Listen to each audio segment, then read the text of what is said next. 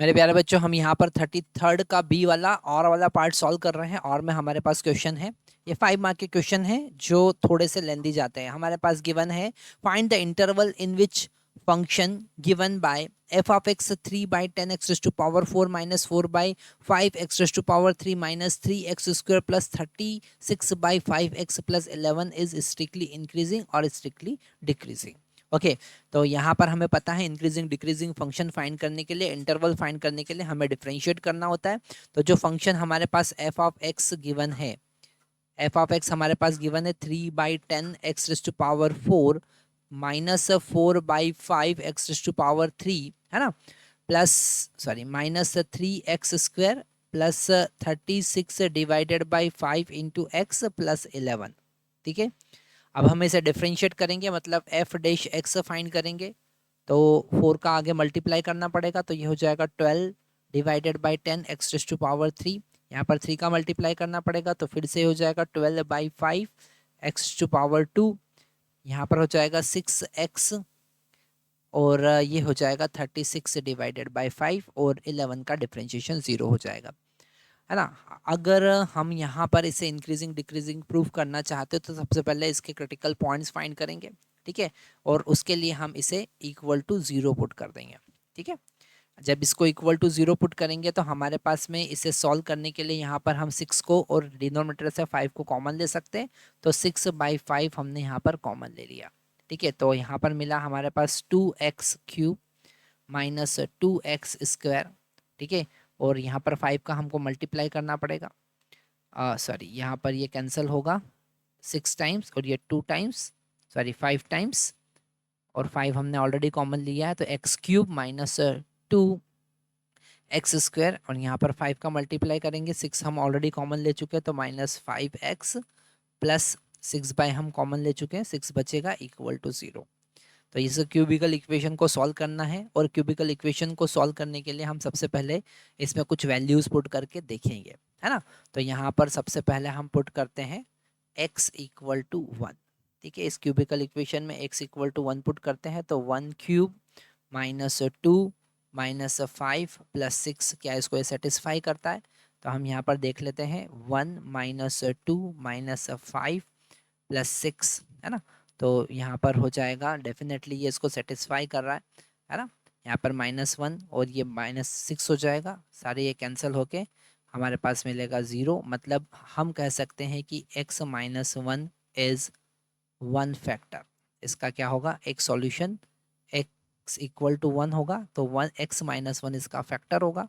तो हम इसको x माइनस 1 से डिवाइड करेंगे।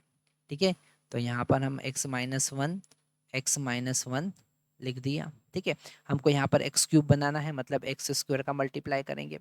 यहाँ पर हमारे पास -2x² बनाना है, और -x² हमको ऑलरेडी मिल रहा है यहाँ पर, तो -1 का यहाँ पर मल्टीप्लाई करेंगे, -x का यहाँ पर मल्टीप्लाई करेंगे, तो -x² हमको और मिल गया। तो यहाँ से -x² और -x² -2x² हो गया, पर जैसे ही माइनस का अंदर मल्टीप्लाई करेंगे तो यहाँ पर मिला हमको plus 5x। Okay, plus x, और हमको बनाना है -5x, तो यहाँ पर -5 का मल्टीप्लाई -6 का मल्टीप्लाई करेंगे, और फाइनली हमको 6 मिल जाएगा, इज इक्वल टू 0। ठीक है, तो यहाँ से x माइनस 1 को हमने अगर कॉमन लिया तो हमको मिला x² minus x minus 6 equal to 0, और इसको फिर से हम फैक्टर करेंगे, तो x minus 1 as it is, और ये हो जाएगा x², इसको हम लिख सकते हैं -3x plus 2x minus 6 equal to 0। मतलब यहाँ पर x minus 1 into x minus 3 into X plus 2, ये 3 इसके सॉल्यूशन आए। ठीक है, तो हमारे पास सॉल्यूशन क्या है, x की क्या क्या वैल्यू मिली, 1, 3 और -2। ठीक है, अगर हम इसे नंबर लाइन पर देखते हैं तो हमको सबसे पहले मिलेगा -2, सेकंड हमको मिलेगा 1, और थर्ड मिलेगा हमको 3।